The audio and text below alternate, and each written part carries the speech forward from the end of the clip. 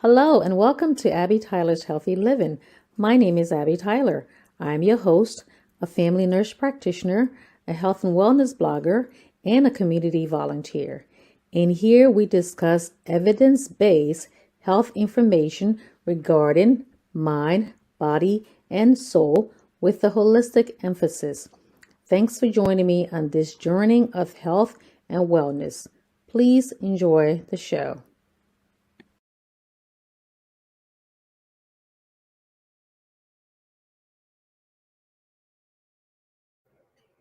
Hello, ATH Alice. Welcome to our weekly show. My name is Abby. I am your Healthy Living NP. How are you guys doing? Hope all is well. Please share the show. Please give me a thumbs up. Please share the show. I'll be right with you in a few seconds here. Hope you all are having a good day. I'll put my glasses on and I'll get my manners over here. Okay, how are you all doing? Okay, as you can see, today's topic is this tips for finding a new doctor. And as always, my disclaimer, I'm a provider, but I'm not your provider. I do that interchangeably. So please do not make any changes to your regimen without checking with your own provider. And if you have any issues with your current doctor, speak to them first, okay? Okay, so like I said, please share the show. Please give me a thumbs up, and let's get right into it. Just go ahead and give me a thumbs up, share the show. Thank you very much. Alrighty, so hello to all of you watching me from Abby Tyler's Healthy Living page, and also Focus on Liberia, and also on YouTube. Thank you very much for joining. Okay, so you might say, I'm happy with my doctor, right? I'm not going to be changing doctors anytime soon. So maybe this might not be for me. Yes, this may be for you because there's so many reasons why people change doctors. Okay. Sometimes it's like you may not like the doctor or you want to change stuff, but so many reasons you may move, you may have moved away. Okay. Or moving away. You get new insurance. Sometimes your insurance doesn't carry the same doctor. You got married and you got your husband or your wife's insurance and all that. So you have to change doctors. You're divorcing. You may have to change doctors on that. You need another doctor that maybe I need somebody with second opinion. Maybe you want a doctor that has better bedside manner, meaning when you go to the office that you feel comfortable when you're in the office. Sometimes cultural differences. I work in a place before whereas like I work with people where they were foreigners, the immigrant group and all, and they wanted to go to a doctor that also shared the same. But doesn't mean the other person's not a good doctor or is not going to give you the best of care. But some people prefer that. Okay, yes, this person may know my culture a little bit, and more, and I can relate to them more because if I tell them something, they're not going to say, okay, what is that and all that. Okay. And that doesn't mean that when you go there, that because it could be a practice that have other providers there too. So you may not be seeing the same person you want to go to, but you can always ask. All right. The office may be closing down. That doctor from that practice may be leaving because he may say, okay, yes, I like their practice, but I don't like the other doctors there. I just go to this one doctor when I go there every time. So that doctor may be leaving because doctors move around, change jobs and all that too. I'm talking about doctors, nurse practitioner, PA and all that. Okay. You may say, okay, maybe you see a doctor that specializes in certain things and all, maybe like obesity, substance abuse, and things like that. So I want to see another doctor. So the many reasons why I'm going. Again, like I said, you may not like the other doctor, or you just maybe that doctor knows something more personal about you, or like you find out that doctor's married to somebody else or related to somebody else, so you don't want your business in the street. Of course, all we know we carry confidentiality oath and all, but sometimes you'd be like, nah, I don't want to be with that person because they just might just tell my business to everybody. So you may want to leave. All right. So that's some of the reasons that you might want to leave that doctor. So this is important. All right. So let's get into the tips. So we're not in a year too long tonight. So before you leave that first doctor, alrighty.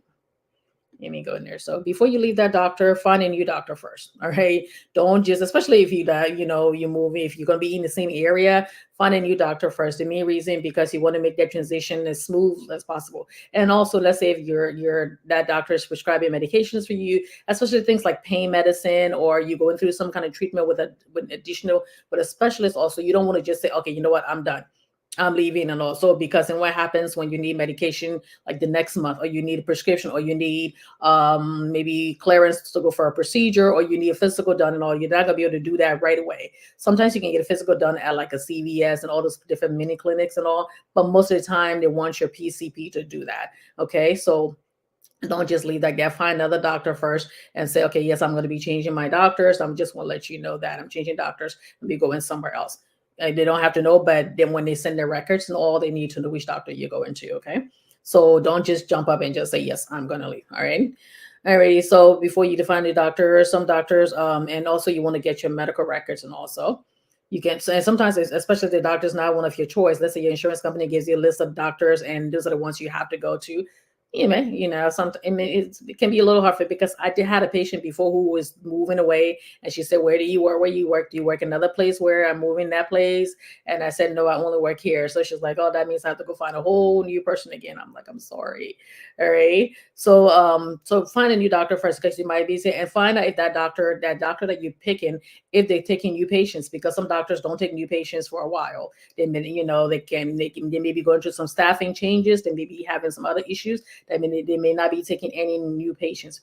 Okay. Some doctors don't take certain insurance also. So make sure you call them first. Don't leave your other doctor before making that, finding out first. Okay. And call your insurance company. Usually you look in your insurance card, in the back of it says member services. You call them and say, okay, which doctors in this area, this is where I'm moving to, which doctors in this area take my insurance, or I really like this doctor, I just want to make sure they take my insurance also. So you call the offer first and say, I'm just calling to find out if you take my insurance, before you just go ahead and just leave like that, because the doctor you may want to go to doesn't take your insurance. All right. And sometimes some of the doctors do get booked like way in advance. So you might need something serious, maybe something done next month. Like say, like again, like I said, pain medication, things like anxiety medications, and things that you need to be seen in the office for. Because some doctors will say, okay, I will give you like a 3 months worth, and then I need to see you back in the office, because we have to reevaluate you. We have to re-examine you to see if we need to increase the dose or decrease the dose or discontinue the dose altogether. A new doctor will be like, I need you to come into the office. And that next appointment for you to see them may not be until at least maybe 3 to 4 months later. So it's important that you don't just go ahead and just say, okay, yes, I'm going to do. So it's important that you call first and say, yes, I'm coming. And then you can stop going to this other doctor. Okay. They also said, like, tip number 2, schedule one last visit. You can go to the office there and tell them. You don't necessarily have to do that, but you can go there and say, I'm leaving because of this and this reason. Because some doctors, like, you develop a close relationship with them, and you can say, I don't really want to leave, but I have to leave because based on this, this, and this, like some of the issues that I listed before. Okay. And then sometimes you might tell them, I'm leaving because of this. And also sometimes if it's something that you felt deep down in your soul that you didn't like this doctor or provider for, you can also say, these are the reasons I'm leaving you. Hopefully that will make them change. And the next person that comes after you, the other patients that come after you will benefit from the fact that you changed stuff, because not everybody understands, like, okay, yes, I can't believe this doctor didn't understand that these, my people, or this or this culture. And it's not everybody understands that. Okay. The same way how, let's say you live in let's say, okay, we're Liberians, live in Liberia, you became a doctor and all that. You're going to go to Iceland. You're not going to know everything about the people in Iceland. Okay, there will be times where you might say something that may be a little insensitive, that may be wrong or presumptuous. And also, it's always important. It's like, okay, if I say anything to you, I may not understand it. So please let me know. And so it doesn't mean like, oh, am I supposed to teach you how to be sensitive? Not necessarily. But sometimes it's like, okay, just say the way you said that in my country, it means something different, and all. Where I come from, it means something different. So I'd appreciate you not say that anymore. And okay, this is that way we can talk about it. So you're teaching and they're teaching you too. We don't know everything. Okay, we don't know everything else in there. And yes, we do everything, not to be insensitive, but we don't know everything. All right. And again, like I said, you can discuss your reason for leaving, or you don't even have to do that. You don't necessarily have to do. I left my last doctor. I didn't go for the last appointment. I just changed doctors after I made sure that I had, and they took my insurance and all that. So I just went ahead and I just left them. So I didn't I knew that the doctor would know each other personally too. So I didn't really have to like go there and say, this is the reason I'm going. Because when you go make that last appointment, again, like I said, you're paying copay and all, but again, it's important that you do go there and get all your information. Again, making sure you have your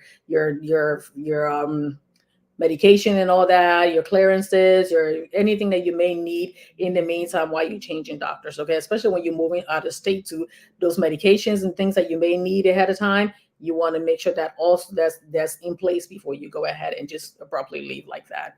Okay. So, and like I said, you don't have to say why you're leaving. You can tell them. You don't have to do that. Alrighty. So make sure you get your medical records too. You can ask them, right? Before I leave, I'm leaving. I want to get my medical records. They might say, because depending on the electronic medical system that they use, it may be a little delayed. It might say, okay, you need to get the stuff, or that office may need to write one last note. That doctor may have to write one last note before they can release your records and all. Different states have different rules on, how long it can take for you to get your medical records and all, to give you a physical copy, and also to get, might put it on a little disc or key fob or something like that before you can take it to your other doctor. So just ask ahead of time that if you need your medical records, and sometimes on the mind chart is on there too, so you can just look there. But there's certain things that we write that just not on the mind chart that you need to, your other doctor may need to see. So it's important. Ask way ahead of time. Ask them when you're going to need it, because the reason being I say that is, when you do go to the new doctor, sometimes they're like, it's all right there. Everything's in there. It's like, no, I didn't get your records yet. So there's many things I still don't know about you. So you may have to do that introductory visit and then come back again for the second time, because I don't know all your records, and I have to spend like the whole night reading everything that's important, so I can give you the best of care when I see you. So it's important that you call first and say, oh, by the way, I got my medical records, and I'm just going to find out if you received it first, or I have the physical copy. I can bring it to the office, and then I can schedule my appointment at a later time. Okay, so it's important that you do that. And it's always good to have your medical records too, but don't go reading too much into it, and understand it. You can have the other doctor explain it to you, especially like, because you could see something and be like, oh my goodness, I can't believe this is what's going on. I can't believe this doctor didn't say that. So there's so many rationales on why we do things. So don't, yes, you have every right to have your records and all, but have it in a way where you're going to bring it to the other doctor and say, can you please explain this? I was reading. Can you please explain this? Okay. So now some of the tips that you need to do, right? So when you're choosing the next doctor, now some of the tips you do is the office staff friendly and helpful. So when you go there, call is that if I go into the portal system where you can write a note to the doctor, a message to the doctor and all, or the message to the office, how soon will you call me back? Because sometimes if I need you to call me back at a certain time. How often do you answer? How quickly will you answer? Is the office hours convenient to me? I don't want to go somewhere where, it's like the office, you have 9 to 5. And what if I work 9 to 5? Or what if I have to pick up my kids? Some office hours, they have it like 9 to 5, and then maybe like a Tuesday, Wednesday, they have up to 7 or to 10. My doctor's office, they're open, I think, from 7 to 7. They also have after hours too, and they also open 6 days a week. So you may not be able to do during the week. So they may need a Saturday hour. So ask that if they have that already. How easy it is, again, to reach the provider. If you pick up the phone, if you email, you're expecting them to at least, text you back within like 24 hours or so. All right. Sometimes do they have telehealth? Because there are times you can't come into the office. It depends on if your insurance covers it. Because if the doctor just speaking to you face to face, the doctor putting hands on you, they're not listening to your lungs or your stomach and all that too. They may need you to come into the office. But for some offices, they also offer telehealth. All right. They may offer telehealth services maybe on the weekend, or maybe on a Friday, or certain times during the weekend also. But you still have to pay, by the way. So, but ask them, do they have that? Because sometimes if you just want to ask a question or something, you'd be like, can you look at my eye and see? You may not need to come into the office for that, and they can just go ahead and just examine you through telehealth, and then also go ahead and prescribe the medication that you need. Already, ask his doctor, if I have this problem, how do you solve certain problems? Do they have an aggressive way of like dealing with certain problems, or they're gonna say, oh, that's okay, you don't have to worry about it. If you find anything a little lackadaisical about something that you find very serious, or like just kind of putting some society, be like, maybe this is not where I want to be. Alrighty. The doctor, would they refer you to other specialists and all? Because when something's going on, we have to know when to diagnose, when to treat, and when to refer to other doctors, even other specialists. Because like you go to a cardiologist, they might say, okay, this is like a nephrology issue, like a kidney issue. I want nephrology on board also. Or they may say, okay, we discovered something else. I want somebody else on board in addition to your primary care doctor too. So you might say, maybe, I need to go see somebody else. When are you going to send me to go see somebody else already? And other colleagues, how many doctors or providers are in the practice? Because sometimes it might, you listen carefully, you might hear them saying something bad about another colleague. I don't like that, mainly because the fact is, if you're having a problem with my colleague, if you're having a problem with me, talk to me. Do not talk to the patient. The medical assistants also do not talk to the patient. Don't say, oh, maybe you may not want to see this doctor. You may not want to see this provider. You may want to see somebody else. Talk to me. Don't talk to patients, because in as much as you can do that, the patient might say, oh, I don't trust you then. If you can talk behind your colleague's back, there's something wrong with it. And if the practice that hires you has a problem with you, they shouldn't be keeping you on board. and we're having problem because patients go online right now and they just, go on Google and go and write their comments and everything and reviews. And sometimes you go on Google and somebody's saying something so nice about you, especially if you're a really good doctor, a really good provider and all. And there's some people who just like sometimes they pay them, or they get pissed off at one person in the office and they would just write like the worst review about you. And you go, they'd be like, did I even see this person? And they can be anonymous. So it's like, and you can't help that because there'll be people who just will not like you, and that's all you can do. Like I tell people, I do the best that I can and all that. And me and the office staff will work together, but I can only do the best I can. Alrighty. And so to make sure that doctor too, when, or like a provider, when they call you, if they're saying, okay, this is what I'm looking at, look at your test results. Like I show people the test results and I get them involved in the care. Okay, your numbers, your A1C, your diabetic numbers going up. What are we going to do about it? This is the plan. Make you feel like you're part of the team. Don't go there and they're sitting there and you're just they're taking your hold of your whole life and you feel like, okay, you're just telling me what to do, telling me what to do. What about me? Involve me in my care. All right. So it's important, and also again, especially when you go see a new doctor. I know there was a thing on TikTok where people were saying, oh, some doctors, when they go into the place, people of color always have somebody else on the phone. All right. And it's like, I'm talking to you and I'm talking to the person. If you feel that you have to have somebody else on the phone when you go see your doctor and all, you can have their person on the phone. I've had people on the phone before. I'm always on the phone for a relative or friend. Okay. And I tell them, I say, just let them know you have somebody on the phone and let them know my title. So at least that way it's not, but you don't necessarily have to be in healthcare to be listening on the phone. Sometimes it's just comfort, especially for when you're taking somebody who, let's say somebody who's like non-English speaking, or somebody an elderly, or sometimes people just don't trust, I'm in the office here and this person know this and I'm going to be here. I need somebody else to listen. So maybe I may forget what to say. And it's also important when you go see this new doctor, have written questions ready to go, because when you go in there and they're talking and they're not in there for too long, you forget really important things. I always tell the patients, I'm like, okay, I'm seeing you today. I went over your history. I read everything in the night and all. What is it? What's important, especially when they're new? I take care of things that are important. And I said, what are the most important things that I need to deal with today? The one or two things that I need to deal with today, because you come in with so many things and I can't deal with everything right away. So what are the first two things you want me to deal with today? And then if we have to, we'll do blood work and all, and then we'll call you back in and discuss that. Okay. So I'm involving your care, but I have the questions ready to go. And I'm not going to know everything. I'm not going to be able to answer everything, but it's important that you do that. All right. And let me just see here. So I think I copied all of that. So it's important also. And so just remember, your doctors, your providers and all that, we're human beings and all. So there'll be times where you come in there and you say, okay, the first time you're meeting somebody and you just, the first time I met them, I just didn't, my spirit didn't get them, or whatever it is. Give them time. Give it time. All right. I'm not saying you should sit anywhere where you're going to be disrespected or abused. All right. So just give it a little time to the second visit and you say, okay, yeah, I was right. My premonition was right by this person. So I'm not going to go there. But especially also for teenagers, younger ones that are going into adult care. I think I did a show on that before, when they're like 16 and 17, or sometimes they're maybe 12, 13, they don't want to go to the pediatrician anymore when they go in there, especially when they turn 18 too. They don't know that much about it. I mean, I'm assuming that when you're 17, 18, you don't know that much about your history. You see so many videos where they ask the younger kids, Mom, where's my date of birth? Mom, who has this stuff? So you can be on the phone, all right, and listen, have your mom or dad or whoever, the person that you trust, to be on the phone and listening to. Because my son, when he went to go to the adult doctor and all, I was listening. I'm like, I'm on the phone and he was telling the doctor, was telling me these things. And he's like, and my son's like, yeah, she's an NP, she knows. So, but it's like, okay, so that way at least the doctor's not explaining like from the very beginning if I'm talking to somebody who's in healthcare. All right. So it's important. Take them the first time, especially when they go into adult doctors. Take them for the first time. If they don't want you to come into the room with them, you can sit in the lobby area. You can be on the phone and just be listening. So that way they get used to going to the doctors themselves.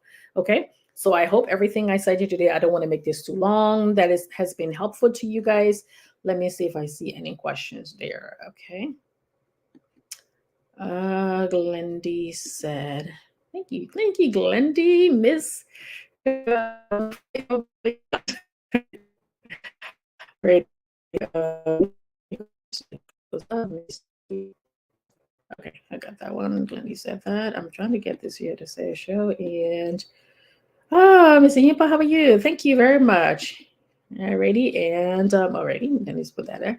So For those of you who are listening now, I say thank you. So if you have any questions or comments, you can just leave it below. I'll answer it all during the week. And also I go back and, if you have anything else, all right? So if you haven't joined Abby Tyler's Healthy Living page on Facebook and on YouTube, I come on Tuesday at 7 p.m. and I do daily dose during the week. So join Abby Tyler's Healthy Living page is right there. Because if you're watching from Focus on Liberia or somewhere else, you will not be seeing the daily dose that I do. Low helpful videos along the way, okay? So thank you all for watching. I appreciate it. Thank you for all your continued love and support. Good night to you from Abby Tyler's Healthy Living page, from Focus on Liberia, and from YouTube and other places that I may share this to later. Alrighty, please give me a thumbs up, share. Okay. Again, like I said, your friends may not be my friends, and they can see that.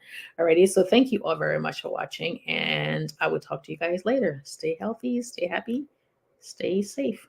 Bye-bye.